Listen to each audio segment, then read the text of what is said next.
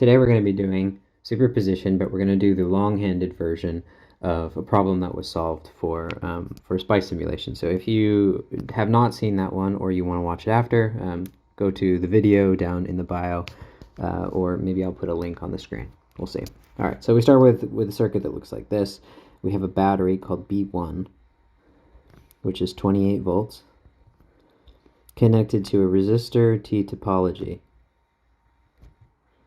and then another battery, B2, which is 7 volts. Just like that, R1, R2, R3. And we can create a little list here if we want to do that. So we can go to B1. B1 is equal to 28 volts. B2 is equal to 7 volts. R1 is 4 ohms.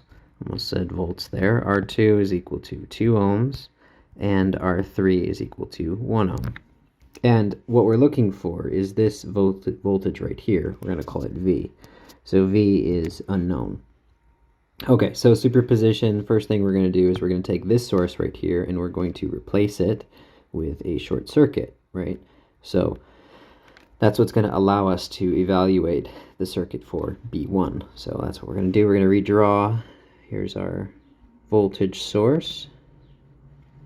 The same T topology network, but it ends up not being a T topology anymore, because now that we have the short circuit in there, these two resistors will be in parallel. So we're going to do that. So we're going to take the parallel combination R2 in parallel with R3, and if we're going to write it out, it is the products.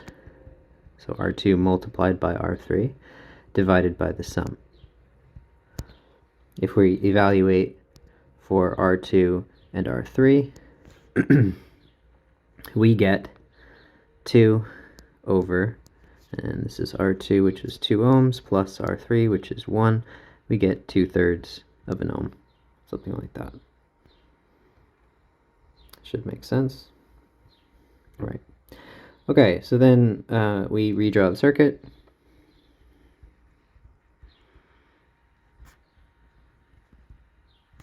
There, this is our V1, V sub 1, because this is B1 right here.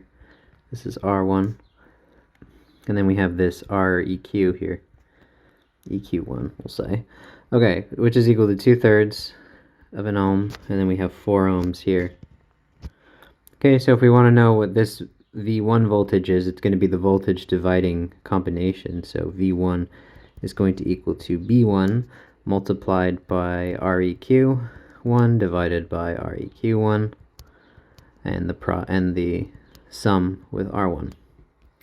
Okay, so next part of that, we're just going to kind of look at this clump.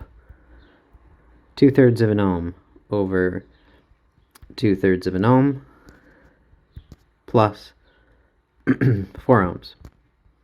Okay, we kind of take advantage of the fact that you have a 3 in the denominator for both the numerator and the denominator of this fraction. So essentially we're going to take 4 and we're going to multiply it by 3. So it's like saying that we have, we have 12 over 3. And then that everything is common denominator, everything's rationalized, and then we're just left with whatever's on top of here. So that's what happens. So we have 2 over 2 plus 12, like that, which is equal to 2 over 14, and that's 1 over 7. Okay, so then that's this clump here. This is what's called the transfer equation, resistive transfer equation. And then if we want to find V1, V1 is equal to B1 multiplied by that transfer equation, which is 1 over 7.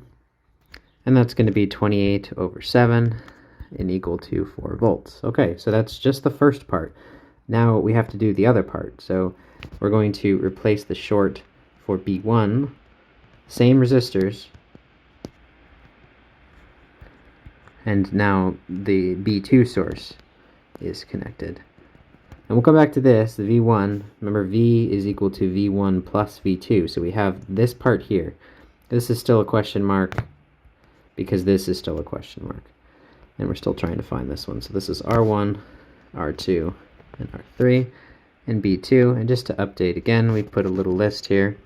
R1 was 4 ohms, R2 was 2 ohms, R3, 1 ohm, and B2 was 7 volts. Okay, and then this is shorted now. So now R1 and R2 are going to be in parallel now. R1 in parallel with R2, which is equal to the products over the sum. And we're going to call that REQ for equivalent resistance, REQ2. And our circuit now looks like this. Resistor, resistor, power source, which is a battery, B2, R3, and REQ2. Okay, and then this is V2. So now if we want to find V2, V2 is equal to B2 multiplied by REQ2 over REQ2 plus R3.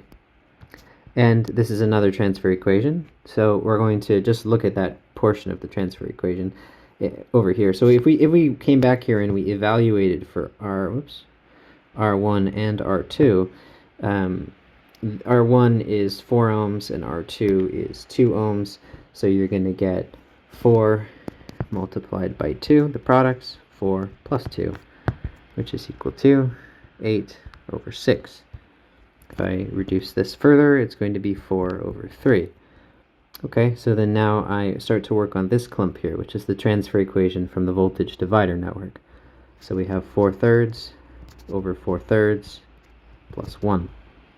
So we again rationalize the denominator. 1 is the same as saying 3 over 3. So this is equal to 4 over 4 plus 3, which is equal to 4 over 7. So that's this transfer equation, that's this portion here. Sometimes you could label it as T of REQ2 and R3. You might be able to do the equation like that, or you might give it a trivial name. You might say T1 or T2 in this case. T2, you might say something like that. Doesn't really matter. So anyway, we have V2 is equal to 4/3, or 4/7 rather, multiplied by B2. And we know what B2 is. If we evaluate for B2, it's equal to 7 volts, so that means that V2 is equal to 4 over 7 multiplied by 7. These 7s cancel, and we're left with 4 volts. Okay, so if we scanned back, we would note that V1 is also equal to 4 volts.